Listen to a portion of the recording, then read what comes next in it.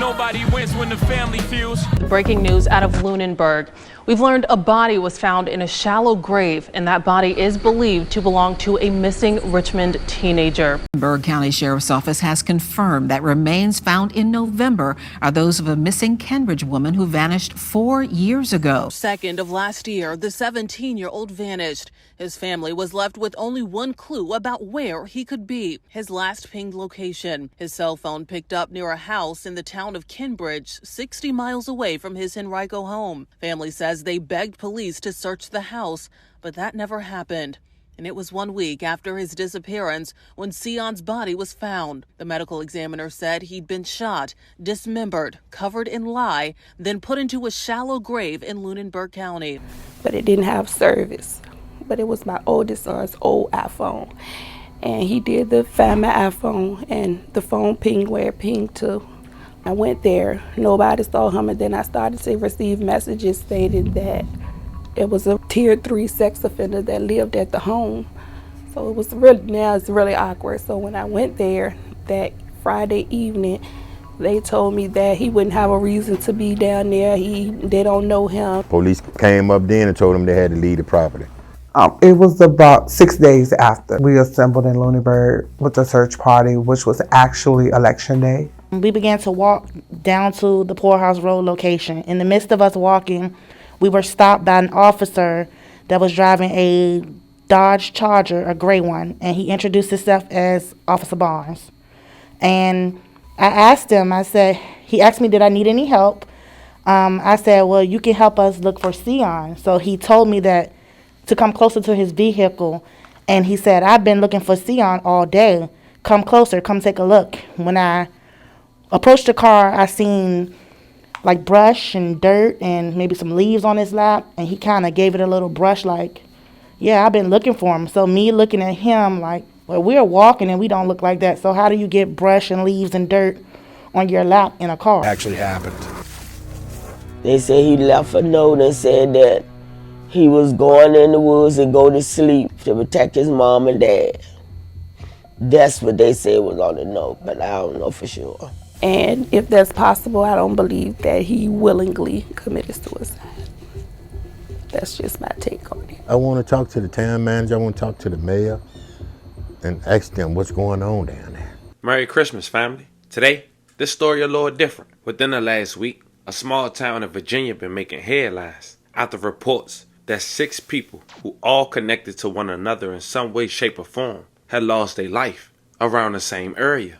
We was able to obtain at least that information from the outstanding platform Crime Insider reopened the case by Carlton Craig. So I wanted to use my investigation skills to possibly find the missing puzzle. And fam, we might have the answer. After I heard this video and did my homework, after this one clip. Son, Arthur Waverly Banks Jr. And I feel like he was just like my son because I never had a son of my own. And I took him in as my own son. I was the last one to see him alive. And that day that I saw him alive, because I always picked him up and carried him to town and bring him back. That day he was happier than I ever seen him in my life. And he was talking about doing some work to the house that we had up there where he was living in. I told him, go ahead, help yourself. And that was the last time I talked to him.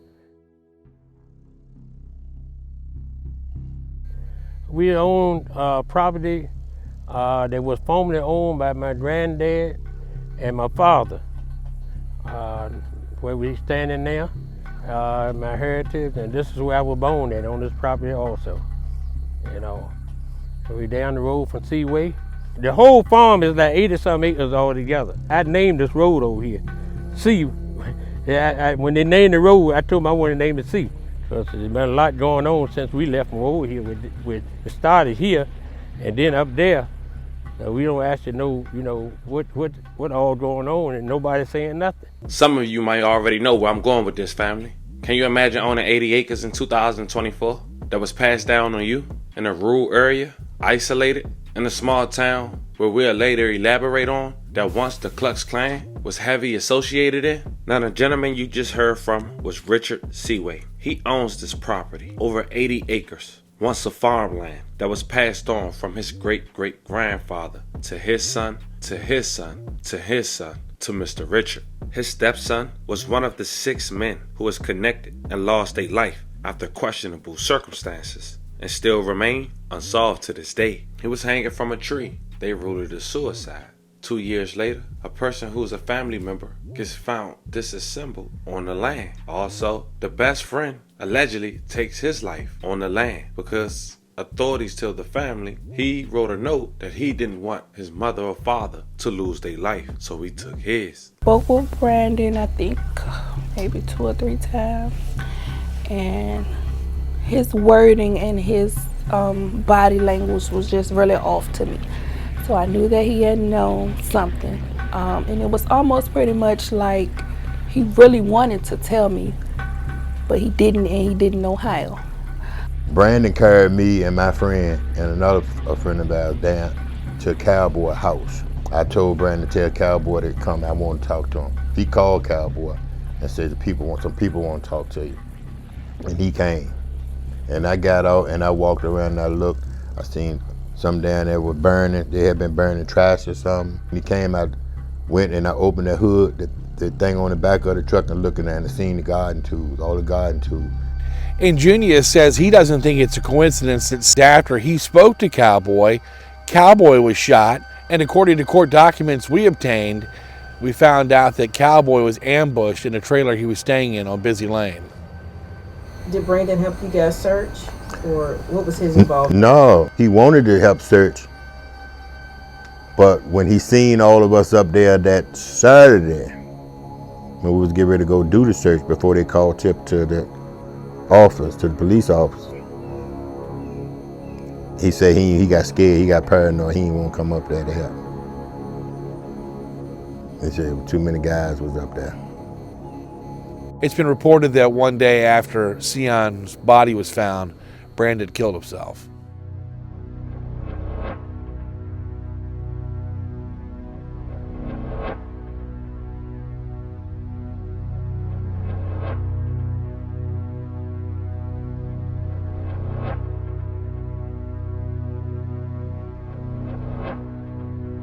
Well, people living in that area said they heard the scanner, and they said someone on the scanner said they were behind Brandon Lee. He was running down Center Street, and that's when he ran into the woods past his house there and committed suicide. We looked for those radio transmissions, but we haven't been able to confirm that actually happened. They say he left a note and said that he was going in the woods and go to sleep to protect his mom and dad. Family, I know this was a long intro. Forgive me. But it's important that you guys understand. I'm trying to give full context in 15 minutes. And I plan on trying to shine as much light on this situation to gain more attention, to hopefully an outcome coming from a higher authorities. So today, we briefly talk about all 6 victims, paying our respects. But most important, family, we look at property and landowners, the aura of this small town in Virginia, and try to put an effort in finding closure in this unfortunate situation that deserves to be national news. So before we go over this one, remember, I won't give you no angle. I just give you the story. So with that being said, make sure you like, comment, and subscribe. We're going to jump right to it. Lunenburg County is a county located in the Commonwealth of Virginia with a population of just under 12,000. Lunenburg County was established on May 1st, 1746 from Brunswick County. The county is named for the former Duchy of Brunswick, Lunenburg in Germany. It is nicknamed the Old Free State because during the buildup of the Civil War, it let Virginia know the county would break off if the state did not join the Confederacy. So even though it was 90 miles from DC and less than 50 miles from Virginia State University, it was like it was isolated. And if you grew up in this area, more than likely, your family did too, for generations to come. Center Street was just a love little spot. We called it the bottom. We came from the bottom, then we at the top. It's just like, it was just so calm and cool down there. Like growing up as a kid, my mom's house right here, my cousin's house, my other cousin's house, aunt house, great aunt, uncle, whatever we were doing as kids, it won't never like dangerous or we had to look over our shoulder or scare anything. Like, it was just so like, it was a good community. I just feel like it's a ghost town, it's like it's quiet. From my brother, from my cousin Brandon, cousin Tone, my aunt Pat, it just felt like Ain't gonna be the same down there no more. Now, in the county Lunenburg is an area, Cambridge, Virginia, is also the home of Center Street of the young man we'll later hear from lived at. Now, also near was Seaway in the town of Victoria. In Victoria was 80 miles plus of farmland that was passed on to a black family for generations, now in the hands of Richard Sway. Now, was only 7 homes on this 80-acre land, with no home paying more than $800 in property taxes a year. Mr. Sway had his home next to his modest barber shop and 3-car garage. Now take this with a grain of salt, because this is from the Census Bureau records 6 years ago in 2016. The income for Victoria was under $36,000 a year on the average. During that time, Virginia as a whole was under $66,000, almost double. The poverty rate was at an all-time high and still is to this day. I saw in a local newspaper in the late 1970s that the Klan is growing in this county, referencing to the Ku Klux Klan. That is especially true in Lunenburg County. So now we got to 11 minutes and see what we're working with in this area in Virginia. And to find out, after looking up the owners of the land, only one person of color owned land in Lunenburg, which is in Victoria, and that's the Sway family. And when I say own land, not just a home on a property. I'm talking about a farmland once, almost 100 acres. So now we know that years later, in 2023, to hear people of color interaction with local enforcement in Lunenburg County is almost scary. Leave the property. It was about 6 days after we assembled in Lunenburg with the search party, which was actually election day. We began to walk down to the Poorhouse Road location. In the midst of us walking, we were stopped by an officer that was driving a Dodge Charger, a gray one, and he introduced himself as Officer Barnes. And I asked him, he asked me, did I need any help? I said, well, you can help us look for Sion. So he told me that to come closer to his vehicle, and he said, I've been looking for Sion all day. Come closer, come take a look. When I approached the car, I seen like brush and dirt and maybe some leaves on his lap, and he kind of gave it a little brush like, yeah, I've been looking for him. So me looking at him like, well, we're walking and we don't look like that, so how do you get brush and leaves and dirt on your lap in a car? And I said, hey, I have a question. Why hasn't anyone went into the home when there's a known sex offender that lives here and you don't need a warrant to go inside of this home? And he proceeds to tell me that he's not technically considered a sex offender. Something about he was just in the car with someone and the girl, and that's how he got the charge, but technically he's not considered a sex offender. I said, well, he's registered on the sex offender registry. So how do you get registered on the sex offender registry without being considered a sex offender? For months after Sion's body had already been found, the sex offender was actually scrubbed from the registry. And that meaning every time I looked on the sex offender registry for this sex offender, he was not there. He was not listed at that address that he was listed at, or was he in the system at all? And we've since learned that's not supposed to happen. I did go back and forth via email with the state police representative about the sex offender being off the registry. And after 2 or 3 emails, I finally got a response saying it's part of the investigation, they can't comment.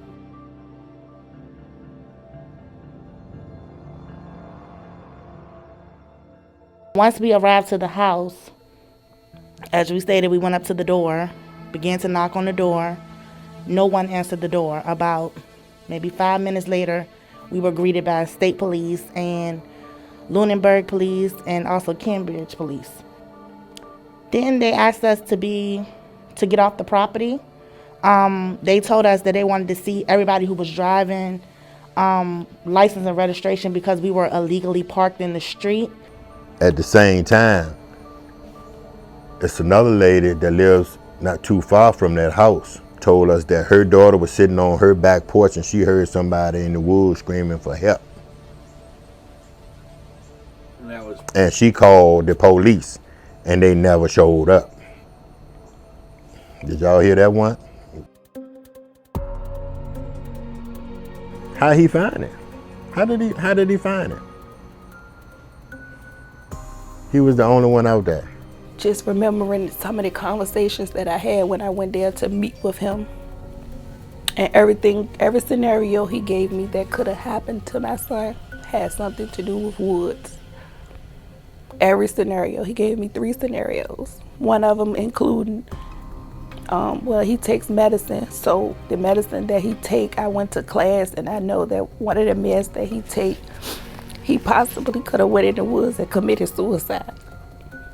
You telling the mother that's looking for her son that he went in the woods and committed suicide? A red flag went up. He resigned in the middle of an investigation in his town.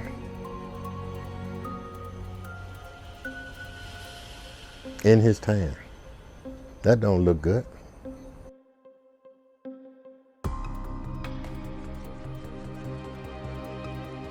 During the production of this documentary, we reached out several times to the former chief, Ben Barnes, and finally he did get back to us with a statement. We sent Ben Barnes a list of about 20 questions. He answered maybe 2 or 3 of them, and the rest, he said, were part of the state police investigation. Mr. Burkett, my resignation from the Kinbridge Police Department on December 31st, 2022 was a decision I made several weeks prior to the disappearance of Sion Carroll. I chose to participate in the missing persons investigation in spite of my decision to leave the department. During the missing persons investigation, I searched several areas in the town of Kinbridge and Lunenburg County. During the course of the investigation, an anonymous tip was received that led the investigation to the Seaway area in Lunenburg County. The area was searched by myself and other law enforcement officers without result.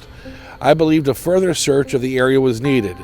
During the further search of the area, I discovered the location of the remains. Information about the anonymous tip was previously withheld to protect the tipster and the security of the investigation. I will defer any further inquiry you have to the agency investigating the homicide, the Virginia State Police.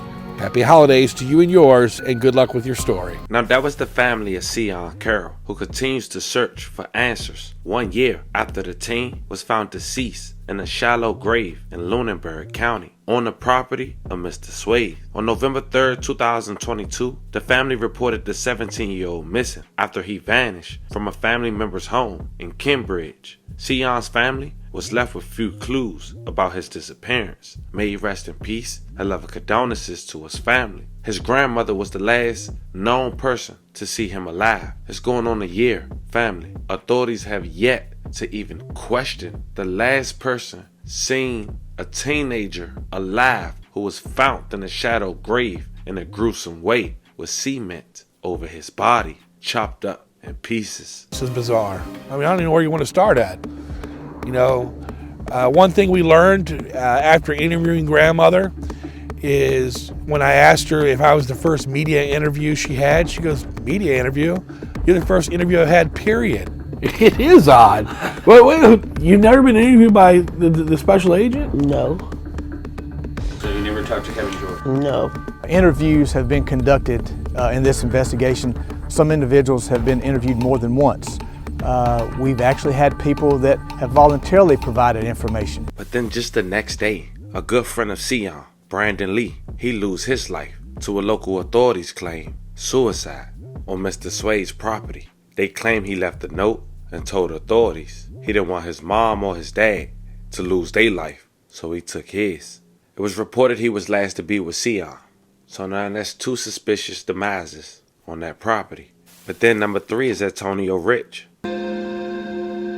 So Antonio Rich and Brandon Lee were cousins, and like Sion with his grandmother and Brandon Lee, of course, Rich lived on Center Street at one point in his life.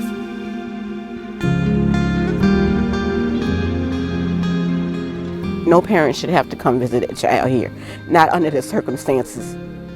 I found out that Friday. They found him on the 15th. I found out that Friday. The detective and the sheriff came and he knocked on the door.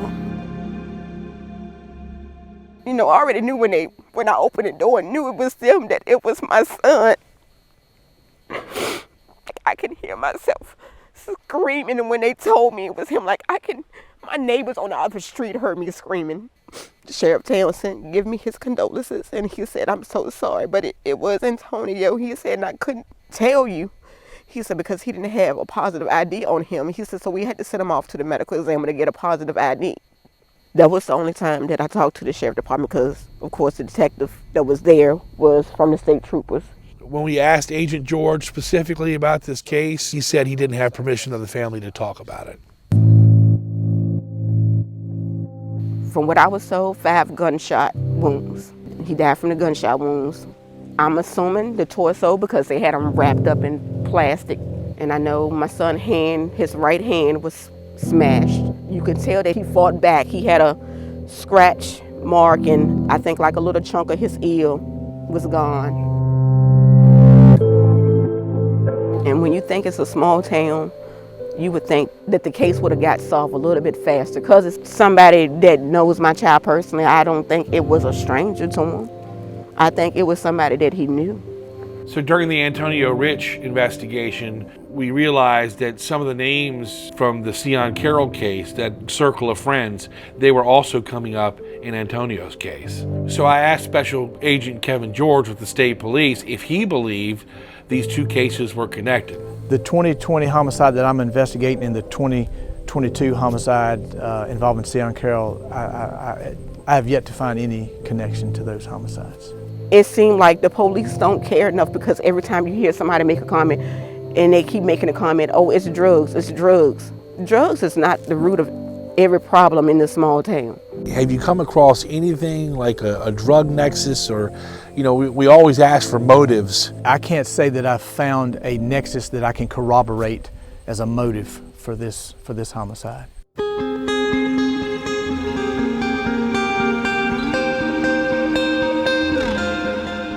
Sometimes I just think, you know, was he dead when they dropped him off? Was he suffering? You know, if somebody would have found him in time, could they have saved him? Somebody out there knows something. I understand that people don't want to go to the police, but I'm his mother. Come to me. I just want to know why, and I want to know who. Somebody deserves to be behind bars for this. He had so much life left in him, and I'll never know. I'll never know what would have became of his life, and I have to live with that.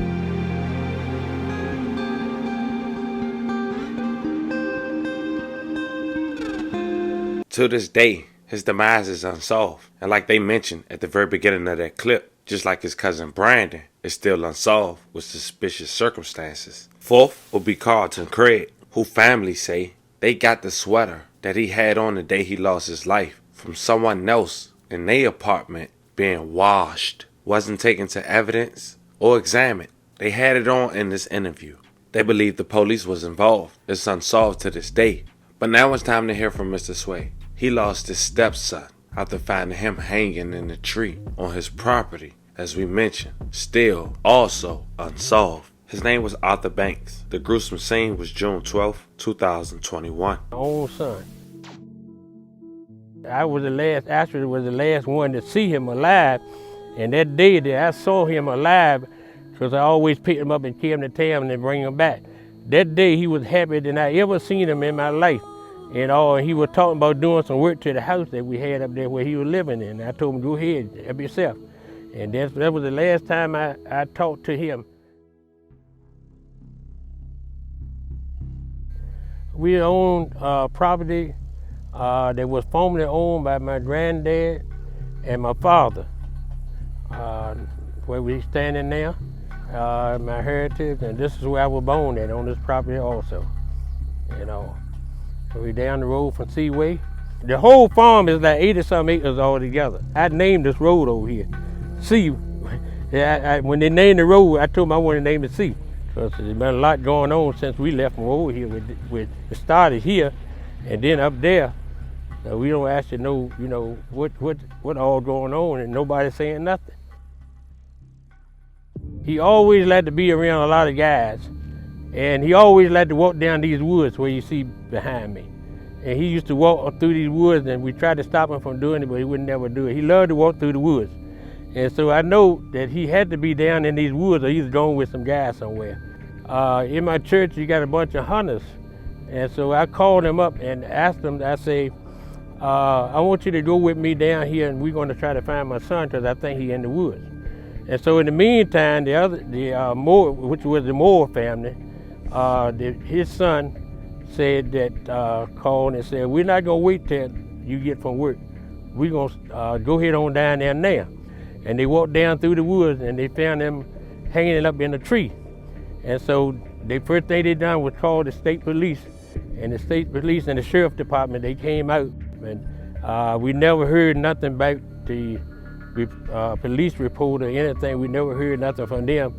And then when we got the medical examiner paper back, that it was suicide. And we never could find out exactly what happened and we'd like to get some closure on it so we'll know for sure that he actually hung himself. Because we don't know. They just found him down here. And look, the way things look, is a possibility that somebody ended up doing it and set it up to make it look like it was suicide. I mean, the other case that the guy over here next door to us, they buried him in the ground, cut the body up and buried him in the ground. You know, that happened after this right here. And so it don't add up that don't happen over there and they gonna bury him over on the same property when this will happen over here. You know, it looked like somebody is targeting this area and they're using it for, because they think they can get away that way. You know, they're putting it in the same area, on the same part of the land. And, you know, it could be some connection there somewhere. Mr. Sway, I think we found the connection. You own 80 acres. They trying their best to intimidate you.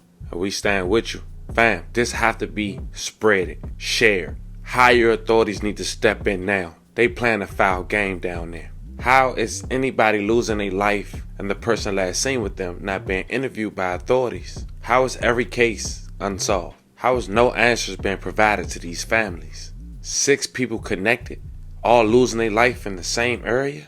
Now the mayor of Victoria said nothing about this. With a population of less than 2,000, you would think he would. He's a Republican and his name is Alan Smith. If he do decide to speak up after the release of this video, I'll keep you guys updated. As far as the victims, once again, rest in peace. Love and condolences to the family, and I pray you guys get some form of justice and closure sometime soon. Based on the information provided, family, y'all let me know how you guys feel about this one in the comments. We're gonna do more stories like this in the future, and I pray they make a difference. Don't forget to like and subscribe. Until then, I'll catch you guys on the next one.